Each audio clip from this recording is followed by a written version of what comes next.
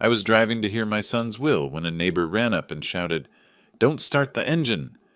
He told me the terrible truth about my daughter-in-law. His words sent a chill down my spine. But when I finally arrived at the will reading, she fainted when she saw me. Before we continue, please subscribe to the channel and write in the comments what time it is where you are now.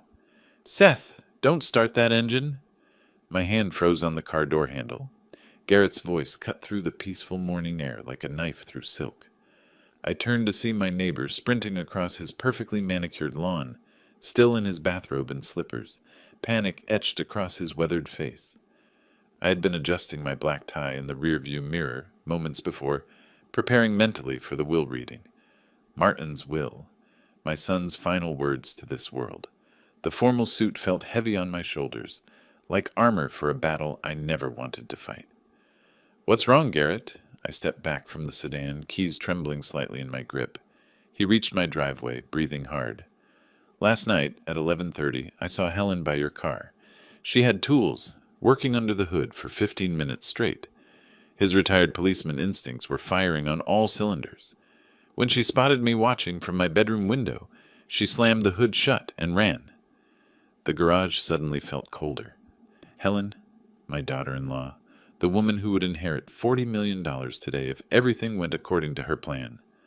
I glanced at my sedan, the same car I'd driven reliably for 8 years. "You're certain it was Helen?" "Absolutely.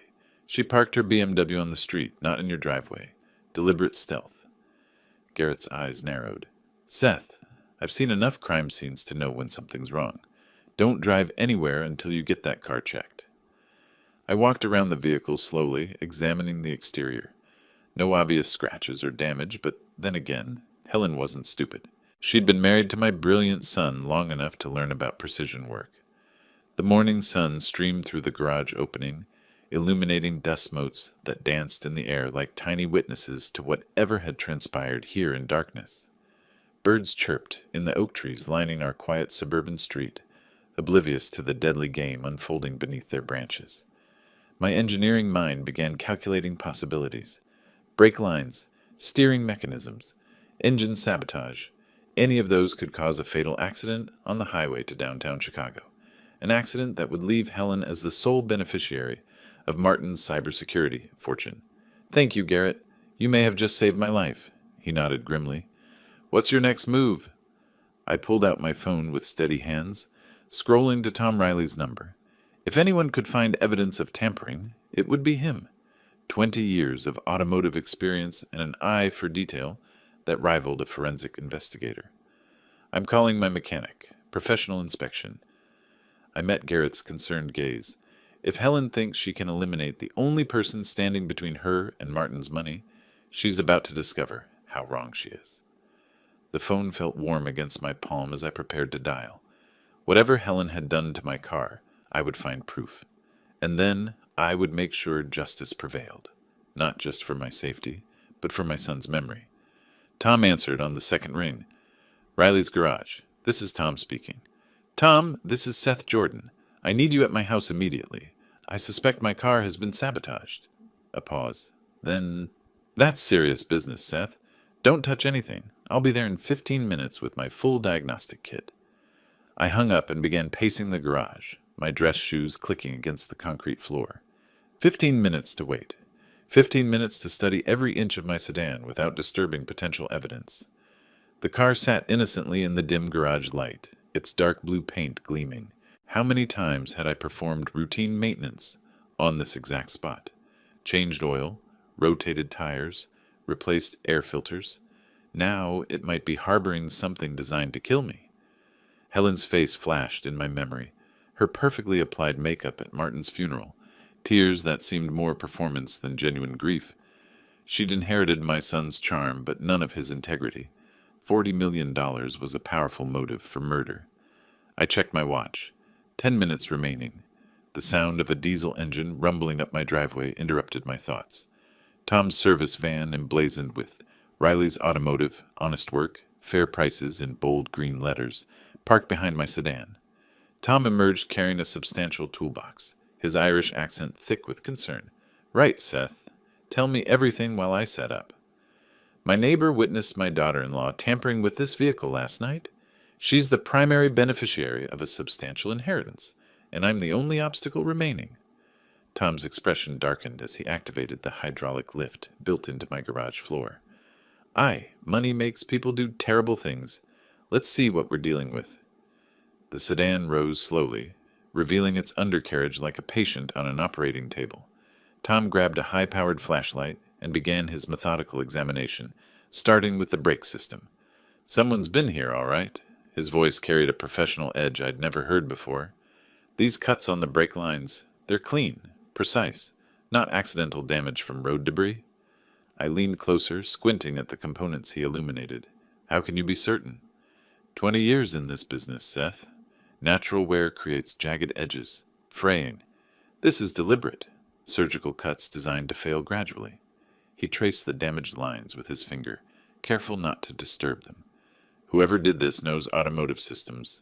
The cuts are positioned to cause complete brake failure after several miles of driving. My blood ran cold. Several miles would put me on the expressway, traveling 70 miles per hour toward downtown Chicago. No brakes at that speed meant certain death. Professional work, then? Absolutely. And there's more. Tom moved to examine the steering components. Loosened tie rod ends here. Your steering would become increasingly unstable as you drove.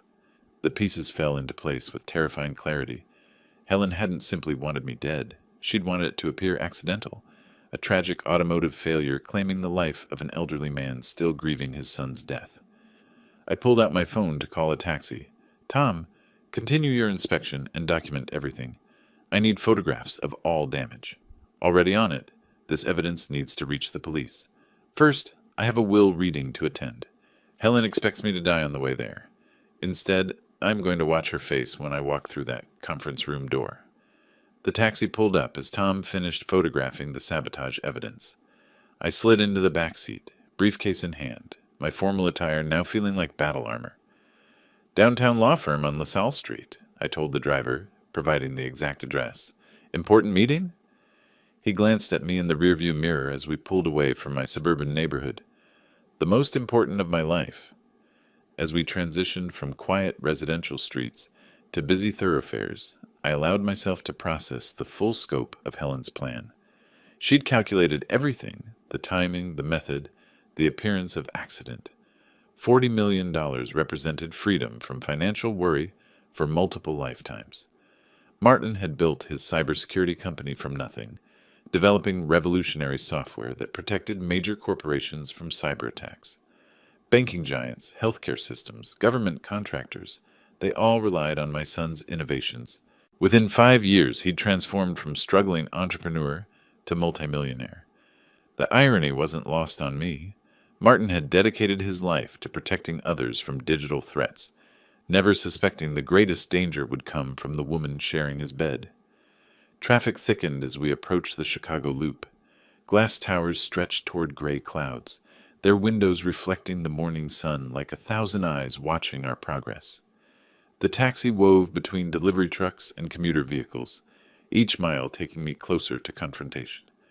Helen would be sitting in that conference room right now, probably checking her watch, wondering why I hadn't arrived yet. In her mind, I should be dying in twisted metal on some highway, clearing her path to uncontested wealth. $40 million, I whispered to myself, enough to kill for. But she'd underestimated the bonds of neighborhood friendship. Garrett's vigilance had saved my life and exposed her murderous intent. Now, instead of inheriting everything, she would face justice for attempted murder. The taxi turned onto LaSalle Street, heading toward the gleaming tower, housing Reynolds, Mitchell, and Associates. Through the windows, I could see other formally dressed people entering the building.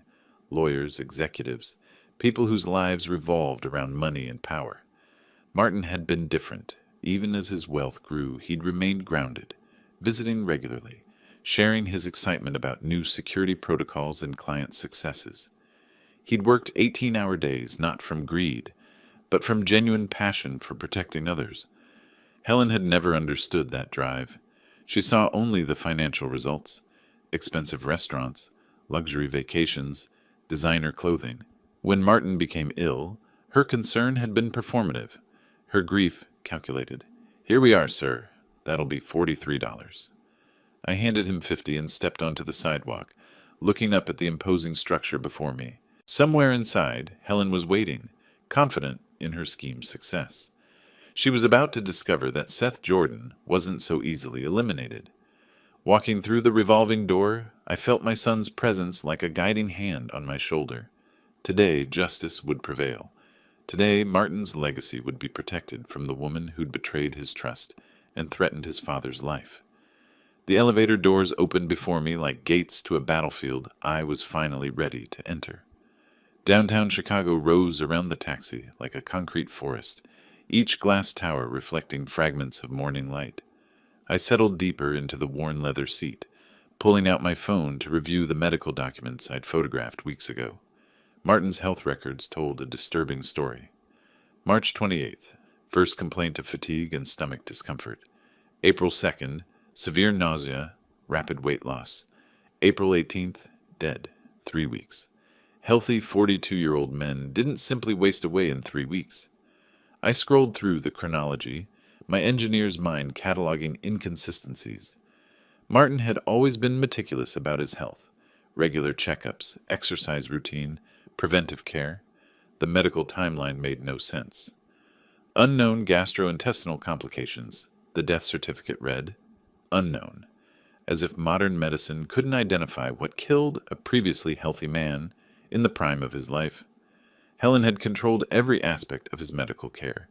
She'd insisted on specific doctors, private treatment facilities, limited visiting hours. Even I, his father, had been restricted to brief, supervised visits during his final days. My phone buzzed with a text message from that final week. "Dad, if something happens to me, be careful with Helen." I dismissed it as morphine-induced paranoia. Terminal patients often developed suspicious thoughts about caregivers. But now, with brake lines severed in my garage, Martin's warning carried deadly weight. The taxi wove through downtown traffic, passing familiar landmarks that seemed foreign now. Everything looked different when viewed through the lens of murder. Martin's cybersecurity company had made him wealthy beyond imagination. Government contracts, banking security, healthcare protection systems, his software safeguarded billions of dollars in digital assets. Helen had married into that fortune, but she'd never understood the work behind it. To her, Martin was a money-generating machine, not a brilliant innovator protecting people from digital predators. When that machine showed signs of breaking down, she'd simply expedited the process. The medical records revealed another troubling pattern. Martin's regular physician had been mysteriously unavailable during the critical period. Helen had insisted on a replacement doctor, someone with impressive credentials but no previous relationship with my son. Experimental treatment, she'd called it, cutting-edge therapy for rare conditions. Cutting-edge therapy that had accelerated his decline rather than stopping it. I closed the medical files and stared out at the approaching law firm building. Somewhere in that tower, Helen was waiting to collect her reward for 3 weeks of careful poisoning, followed by attempted murder of the primary witness. She'd underestimated the bonds of neighborhood friendship and a father's determination to protect his son's legacy. Today, her calculated plan would unravel in the most public way possible. The taxi slowed as we approached the gleaming office tower. Time to face the woman who'd killed my son and tried to kill me. Time to ensure justice prevailed over greed. Martin's final warning echoed in my mind as I prepared to exit the vehicle. This time, I was listening. The elevator carried me to the 47th floor with mechanical precision, each ascending floor marking another step toward confrontation. Reynolds, Mitchell and Associates occupied prime real estate, panoramic views of Lake Michigan through floor-to-ceiling windows, marble floors that reflected expensive lighting fixtures, leather furniture that whispered of wealth and power. Helen sat in a burgundy armchair near the reception desk, casually flipping through a luxury lifestyle magazine. She wore a black designer dress that probably cost more than most people's monthly salary, her blonde hair styled in perfect waves that framed her carefully made-up face. She looked up as I approached, and I watched the color drain from her features, like water from a broken glass. The magazine slipped from her fingers, landing with a soft thud on the marble floor. "Hello, Helen." I kept my voice level, professional. Surprised to see me alive? Her mouth opened and closed soundlessly before she managed to speak. Seth, I... I thought you weren't coming. Really? That's interesting. I moved closer, noting how her hands trembled as she gripped the chair arms. Why would you think that? Perhaps because of what you were doing by my car last night, around 11:30? I don't know what you're talking about. The words came out too quickly, too sharp. Guilty people always protested too much. Garrett saw everything, Helen. The tools you brought, the time you spent working under my hood, the way you ran when you spotted him watching from his window. She stood abruptly, trying to use height to regain psychological advantage. That's ridiculous. Why would I? The same reason you killed my son. The accusation hung in the air between us like a blade. Helen's carefully constructed mask slipped for just a moment, revealing something cold and calculating beneath the widow's grief performance. Other clients moved through the reception area, their conversations creating a background hum that provided cover for our deadly serious exchange. The professional setting constrained us both. No dramatic confrontations in this temple of legal propriety. You're obviously distraught, Helen said, recovering her composure with practiced ease. Grief can make people imagine things that aren't there. Can it make brake lines cut themselves? Can it cause steering components to mysteriously loosen overnight? Her jaw tightened. I have no idea what you're suggesting. I'm not suggesting anything. I'm stating facts documented by a professional mechanic with 20 years of experience. Helen's eyes darted toward the conference room where the will reading would take place, then back to me. I could see her mind working, calculating new angles of attack. You know what your problem is, Seth? Her voice turned venomous. You never accepted that Martin chose me over your narrow little world. He loved me, not you. He warned me about you before he died. I should have listened. He was delirious from medication. Terminal patients say all sorts of things. The receptionist glanced in our direction, sensing tension despite our lowered voices. Helen noticed and forced a smile, playing the role of grieving widow, meeting with concerned father-in-law. But I could see the calculation in her eyes, the predatory assessment of how much damage this confrontation might cause to her plans. She was already planning her next move, ready to deploy whatever weapons remained in her arsenal. The conference room beckoned behind frosted glass doors, where lawyers waited with documents that would determine the distribution of $40 million. Helen thought she knew how this story ended. She was about to discover how wrong she could be. Helen moved toward the panoramic windows overlooking Lake Michigan, using the spectacular view as a backdrop for what she clearly believed would be her moment of triumph. The morning sun cast long shadows across the reception area, and she positioned herself where the light would frame her like a portrait of victory. You know what, Seth? Her voice carried a confidence that bordered on arrogance. None of this matters. Martin left me everything. $40 million. Every single penny. She turned to face me, her expression transformed from defensive fear to cold satisfaction. And you get absolutely nothing. We'll see about that. Oh, I've already seen. Helen's smile turned predatory. I was his wife. I took care of him through sickness and health, for better or worse, until death did us part. Yes, you took care of him very thoroughly. The barb rolled off her like water from expensive silk. She was too intoxicated by anticipated wealth to register the accusation's full meaning. I have lawyers, Seth, the best money can buy. You can contest. This will all you want. But spousal inheritance rights are absolute in Illinois. She gestured toward the lake view, as if it already belonged to her. Do you see that penthouse development on the shoreline? I've already placed a deposit on the corner unit. The casual revelation of her spending plans struck me like a physical blow. Martin wasn't even buried 3 weeks, and she was already shopping for luxury real estate with his money. $40 million buys a lot of freedom, she continued, warming to her topic. Travel, shopping, the finest restaurants. I'll finally live the life I deserve instead of playing nursemaid to a sick man. Her words revealed the depth of her callousness. No grief for a lost husband. No acknowledgement of a life cut short.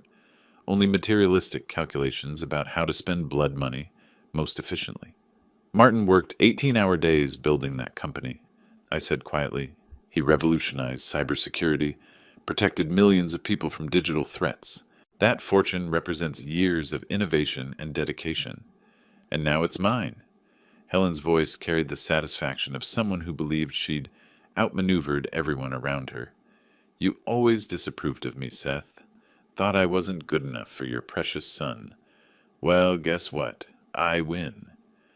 Other clients in the reception area began taking notice of our conversation, though Helen seemed oblivious to the attention. Her anticipated victory had made her reckless, willing to display her true nature in public. You have no idea what Martin was really worth, do you? I asked. $40 million. I know exactly what he was worth. And I have truth, Helen laughed, a sound like breaking glass. Truth doesn't pay for penthouse apartments or European vacations. Money does, and in about 10 minutes I'll have all the money I could ever need. She moved closer, lowering her voice to a whisper meant only for me. You want to know a secret, Seth? Martin never loved you as much as you think. He complained about your interference constantly. Said you were a bitter old man who couldn't accept that he'd moved on with his life. The lie was designed to wound, to break my spirit before the final legal blow. But Helen had miscalculated. Instead of devastating me, her cruelty only strengthened my resolve. Mrs. Jordan? Mr. Jordan? The receptionist's voice cut through our confrontation. Mr. Reynolds is ready for you in conference room A. Helen straightened her designer dress and checked her reflection in the window. Time for the main event. She walked toward the conference room with the confident stride of someone absolutely certain of victory. Her expensive heels clicked against marble floors like a countdown to triumph. I followed at a measured pace, my own steps steady and deliberate. Helen believed she was walking toward wealth and freedom. She was actually walking toward the complete destruction of everything she'd schemed to achieve. Mrs. Jordan? Mr. Jordan? The receptionist gestured toward a mahogany door marked with brass nameplate reading, Edward Reynolds, Senior Partner. Please follow me. Edward's private office commanded an impressive view of Lake Michigan through floor-to-ceiling windows. Leather-bound legal volumes lined the walls, and his massive desk bore the weight of what appeared to be substantial documentation. He stood as we entered, his silver hair catching the afternoon light. Please take seats at the conference table. Edward's voice carried the measured authority of someone who'd overseen countless estate readings. Before we begin, I must verify identities and review the proper legal protocols. Helen chose the chair facing the window, positioning herself where the natural light would frame her expected moment of triumph. I sat across from her, noting how she'd arranged her designer purse and removed her smartphone, apparently preparing to document her windfall. The last will and testament of Martin Jordan, properly executed and notarized on April 1st, 2025. Edward opened an official-looking folder with practiced precision. All legal requirements have been satisfied, including 3 independent witnesses and state certification. April 1st, 2 weeks before Martin's death.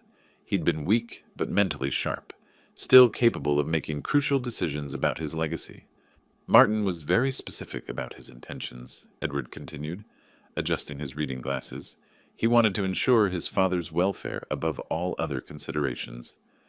Helen's confident smile never wavered. She probably assumed this meant a generous provision for my retirement, while she claimed the bulk of the estate. I quote directly from the document. I hereby leave my entire estate, valued at approximately $40 million, including all assets, properties, investments, and business holdings, to my father, Seth Jordan, in recognition of his lifelong guidance and support. The words hit Helen like a physical blow. Her face went ashen, and she gripped the edge of the conference table as if the room had suddenly tilted. What? The word escaped her lips as barely a whisper. That's impossible. Edward continued reading with professional detachment. Furthermore, Martin included a personal addendum to be shared specifically with you, Seth. He withdrew a sealed envelope from the folder. In his own handwriting, Dad, be careful with Helen. I believe she may try to harm you to claim the inheritance. Trust your instincts about her true nature. The letter trembled in my hands as I read my son's final warning. He'd known.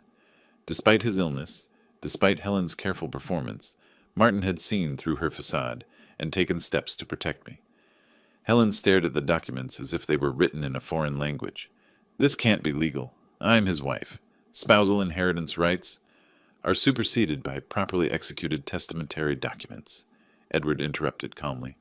Illinois law permits testators to distribute their estates according to their wishes, provided all legal requirements are met. But $40 million, Helen's voice cracked with disbelief, goes entirely to Mr. Seth Jordan, as clearly specified in multiple places throughout the document. I watched Helen's carefully constructed world collapse in real time.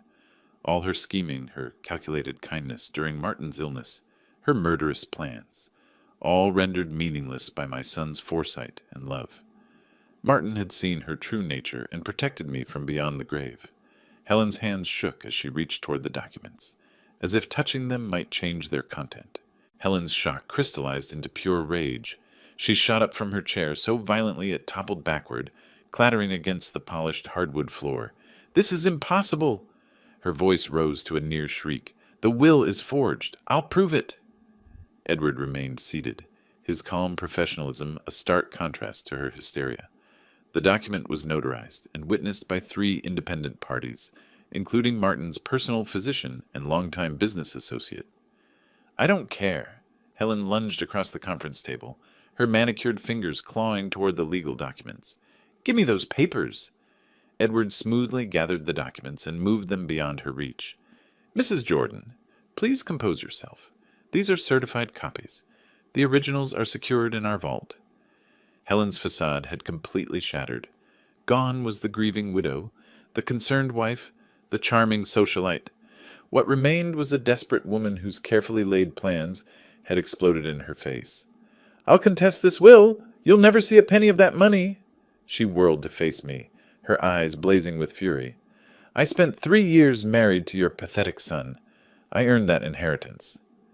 "Earned it?" I stood slowly, my voice deadly quiet. "By poisoning him?" The accusation hung in the air like a blade. Helen's face went white, then flushed crimson as rage overtook shock. "You can't prove anything. Martin was sick." "Healthy men don't die in 3 weeks from unknown complications." I moved closer, watching her back toward the window. "But you knew that, didn't you? You knew exactly what you were giving him." Helen grabbed for the documents again, this time managing to snatch 1 page before Edward could stop her. She began tearing at it frantically, but the heavy legal paper resisted her efforts. "This won't change anything," Edward said calmly, reaching for his desk phone. "As I mentioned, these are copies." "I want those originals," Helen screamed, throwing the torn fragments at my feet. "I want every copy destroyed." "Security?" "Yes. This is Edward Reynolds in conference room A. I need assistance with an unstable client." Helen spun toward the door as if planning to escape, then back to the windows, trapped like a caged animal. The wealthy widow persona had been replaced by something feral and desperate. "You think you've won?" She pointed a trembling finger at me. "I'll fight this in court for years. I'll tie up every dollar until you're dead." "Run, Helen." I kept my voice steady, controlled. "Justice will catch up with you eventually." 2 security guards appeared in the doorway, their presence immediately changing the room's dynamic. Edward gestured toward Helen with professional courtesy. "Please escort Miss Jordan from the building. She's no longer welcome in our offices." As the guards approached, Helen made one final desperate grab for Edward's briefcase, but her expensive heels betrayed her balance. She stumbled, her dignity as shattered as her schemes. "This isn't over," she screamed as the guards gently but firmly guided her toward the door. "I'll destroy all of you." The conference room fell silent, except for the distant sound of Helen's protests echoing down the corridor. Edward straightened his tie and began gathering the scattered document fragments. "Well," he said with considerable understatement, "that could have gone more smoothly." I sank back into my chair, processing the magnitude of what had just occurred. My son had protected me from beyond the grave, and Helen's true nature had been exposed for all to see. The war was far from over, but the first major battle belonged to justice. Edward closed the conference room door and returned to his desk, the professional calm settling back over his office like dust after a hurricane. He methodically arranged the scattered legal documents, his movements precise despite the chaos Helen had attempted to create. "I must apologize for that outburst," he said, straightening his jacket. "In 30 years of estate law, I've rarely witnessed such a violent reaction to testamentary proceedings. She expected to walk away with $40 million. I remained seated, processing the emotional whiplash of the last hour. That's a powerful motivation for delusion. My phone buzzed against the conference table. Tom Riley's name appeared on the screen, and I remembered his promise to complete his automotive investigation. Tom, what did you find? Seth, you need to hear this. His Irish accent carried urgency that made my pulse quicken. This wasn't just sabotage. This was attempted murder with professional-grade execution. Edward looked up from his document organization, clearly hearing both sides of the conversation in the quiet office. Explain exactly what you discovered. Your brake lines were cut with surgical precision, not random damage, not amateur work. Tom's voice carried the authority of someone who'd spent decades diagnosing automotive failures. The cuts were positioned to cause complete brake failure after approximately 10 miles of highway driving. 10 miles, exactly the distance from my suburban home to the downtown expressway entrance, where I'd be traveling 70 miles per hour with no ability to stop. Are you absolutely certain this was deliberate? 100%. I've documented everything with photographs and measurements.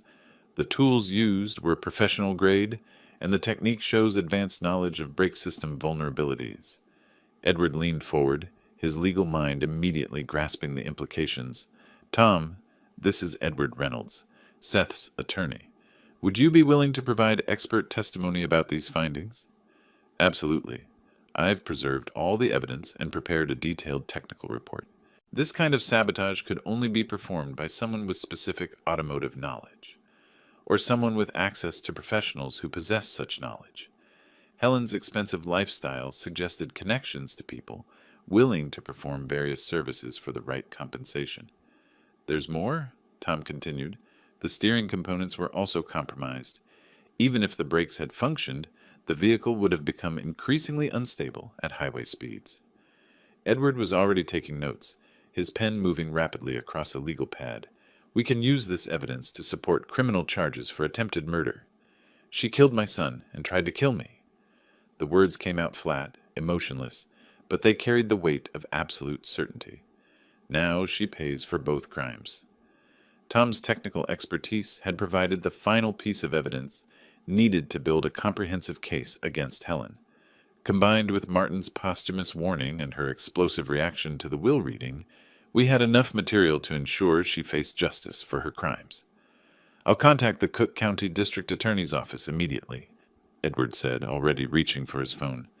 Between the inheritance fraud attempt and documented evidence of attempted murder, Helen Jordan is going to face serious criminal charges. The afternoon sun slanted through the conference room windows, casting long shadows across the scattered legal documents. Martin's foresight had protected his father's life and preserved his legacy for the causes he truly cared about. Helen's greed had finally met its match in a father's love and a son's wisdom. Justice was no longer just a hope, it was an imminent reality. The next morning brought clarity with the sunrise. With Martin's inheritance secured, I could focus entirely on ensuring Helen faced criminal consequences for her actions. My home office became a war room, documents spread across every surface like evidence in a detective thriller. Edward had recommended Marcus Chen, a private investigator with 20 years' experience in financial crime cases. We met that afternoon in a downtown coffee shop, his weathered face showing the kind of skepticism that came from seeing too much human greed. Mrs. Jordan has accumulated substantial credit card debt, Marcus reported 3 days later, sliding a manila folder across my kitchen table. Over $200,000 in the past 18 months. Luxury purchases, expensive restaurants, designer clothing, all charged while her husband was dying. The financial records painted a damning picture. Helen had been living far beyond their means, apparently confident that Martin's death would solve her money problems permanently. Dr. Sarah Williams, the medical expert Edward had consulted, arrived on the 4th day with her analysis of Martin's medical records. Her expression was grim as she spread laboratory reports across my dining room table. The symptom progression strongly suggests arsenic poisoning, she said, her voice carrying the authority of someone who testified in dozens of criminal cases. The timeline is textbook: gradual accumulation followed by rapid organ failure. Each piece of evidence felt like another nail in Helen's metaphorical coffin. But the most satisfying discovery came from my systematic canvassing of the neighborhood's security systems. Mrs. Patterson from 3 houses down had a high-definition camera system that captured the entire street. The footage was crystal clear. Helen's BMW arriving at 11:47 p.m., her figure moving deliberately toward my garage, the tools glinting in the streetlight. Camera 3 shows her clearly working under your car hood, the security company technician confirmed, freezing the frame at the perfect angle. Timestamp is exact, and the resolution leaves no doubt about identity. By the 5th day, I had assembled an overwhelming case against Helen. Financial motive, means, opportunity, and expert testimony all pointed toward her guilt in both Martin's murder and the attempt on my life. Tom's mechanical analysis remained the crown jewel of evidence, professional sabotage designed to cause fatal accidents, documented with photographs and technical specifications that would convince any jury. I sat in my study that evening, surrounded by folders containing Helen's financial desperation, medical evidence of Martin's poisoning, security footage of her sabotage attempt, and expert testimony supporting every accusation. My phone buzzed with a text from Edward. "District Attorney wants to meet tomorrow. Bring everything." The legal machinery was finally grinding into motion. Helen had calculated every detail of her murderous scheme, except for one crucial factor: a father's determination to seek justice for his son. Martin's warning from beyond the grave had saved my life and exposed his killer. Now it was time to ensure she paid the full price for her crimes. I gathered the evidence files into my briefcase, preparing for what would be Helen's final day of freedom. Helen's house sat in an affluent suburb 20 minutes from downtown Chicago, its manicured lawn and circular driveway showcasing the lifestyle she'd been desperate to maintain. 2 luxury cars gleamed in the morning sun, a BMW and a Mercedes, both likely financed with credit she couldn't afford. I parked across the street and walked deliberately to her front door, carrying the manila envelope that would end her freedom forever. The court documents felt substantial in my hands: arrest warrants, civil lawsuit papers, and a comprehensive evidence summary that detailed every aspect of her criminal conspiracy. Helen answered the door in an expensive silk robe, her hair perfectly styled despite the early hour. When she saw me standing on her doorstep, the color drained from her face like water from a broken glass. "What do you want?" Her voice carried a tremor that belied her attempt at confident indignation. "Official court summons for attempted murder charges." I handed her the envelope with ceremonial precision. Also included are civil lawsuit documents for inheritance fraud and emotional distress.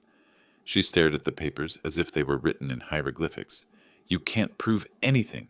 This is harassment." Video footage from 3 different security cameras showing you sabotaging my vehicle.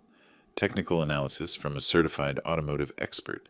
Medical testimony indicating arsenic poisoning. Financial records showing your $200,000 debt motive. Each piece of evidence hit her like a physical blow. Helen clutched the doorframe for support, her expensive facade crumbling in real time. "The district attorney has accepted the case for prosecution," I continued with professional calm. "Trial date is set for next month. I thought you deserved personal notification. I'll destroy you in court." She stepped forward aggressively, but her silk slippers on the marble threshold made the gesture pathetic rather than threatening. "You'll never prove I hurt Martin. Dr. Sarah Williams will testify about arsenic poisoning symptoms. Marcus Chen will present your financial desperation. Tom Riley will explain how professional automotive sabotage works." I kept my voice steady, letting the facts speak for themselves. The evidence speaks quite clearly. Helen's eyes darted around her expensive neighborhood, perhaps calculating whether any neighbors were witnessing her public humiliation. The morning sun highlighted every line of panic etched across her carefully maintained features. "You think you've won?" Her voice rose to a near shriek. "I'll appeal everything. I'll tie this up in court for years." "You already destroyed yourself, Helen. This just makes it official." She clutched the legal documents against her chest like armor that might somehow protect her from the consequences of her actions. But we both knew the truth. Her carefully constructed world was collapsing, and no amount of designer clothing or expensive lawyers could rebuild it. "Martin warned me about you," I said quietly. "I should have listened sooner." Helen slammed the door with enough force to rattle the expensive glass panels. Through the window, I could see her sinking onto the marble floor, still clutching the papers that would send her to prison. I walked back to my car with measured steps, feeling the weight of Martin's presence like a guiding hand on my shoulder. Justice was no longer a distant hope. It was an unstoppable legal machine grinding toward its inevitable conclusion. 3 weeks later, Judge Patricia Morrison delivered the verdict that echoed through the packed Chicago courtroom. "Helen Jordan, you are hereby sentenced to 15 years imprisonment without possibility of parole for attempted murder and inheritance fraud." The gavel's final strike marked the end of Helen's freedom and the beginning of true justice for Martin's memory. I stood as reporters surged forward, their questions blending into a cacophony of vindication. "Justice has prevailed," I told the gathered media outside the courthouse steps. "My son can finally rest in peace, knowing his killer has been held accountable." Helen's conviction made headlines across Illinois. The wealthy widow who'd poisoned her husband and tried to murder her father-in-law became a cautionary tale about greed's ultimate consequences. She would spend the next decade and a half in maximum security, her expensive lifestyle replaced by prison uniforms and institutional meals. But my real satisfaction came not from her punishment, but from transforming Martin's legacy into something positive. The Martin Jordan Cancer Research Foundation launched 6 months after the trial, funded entirely by the inheritance Helen had killed to claim. "Your $40 million donation will fund breakthrough research for decades," Dr. Elizabeth Hart announced at the foundation's groundbreaking ceremony. "Lives will be saved because of your son's vision and your generosity." Standing before the assembled medical researchers and community leaders, I felt Martin's presence more strongly than ever. His innovative spirit would live on through the foundation's work, protecting others from the disease that made him vulnerable to Helen's poison. I'd downsized to a comfortable but modest home near Lake Michigan, keeping only what brought genuine happiness. The rest of my energy went toward travel and charitable work, visiting cancer research facilities, meeting with patient families, ensuring Martin's money created hope rather than destruction. Garrett still checked on me regularly. Our friendship deepened by shared experience of neighborhood vigilance, saving lives. Tom had become more than a mechanic. He was a trusted ally who'd helped expose attempted murder through professional expertise. Edward handled the foundation's legal affairs, ensuring every dollar reached its intended purpose. We'd built something lasting from tragedy, transforming Helen's greed into a force for healing and discovery. 1 year after the trial, I visited Martin's grave with news of the Foundation's first research breakthrough, a promising treatment protocol that might save hundreds of lives annually. "Son, I kept my promise," I whispered to the granite marker bearing his name. "Your killer faced justice, and your legacy helps others fight the battle you couldn't win." From tragedy had come purpose. From loss had emerged hope. Helen's attempt to destroy our family had instead created something beautiful and enduring, a testament to love conquering greed, justice prevailing over evil, and a father's determination to honor his son's memory. The inheritance she'd killed, for now, funded the research that might have saved Martin's life. In the end, that seemed like the perfect form of poetic justice. If you liked this story, please like this video, subscribe to the channel, and share your impressions of this story in the comments. To listen to the next story, click on the box on the left. Thank you for watching.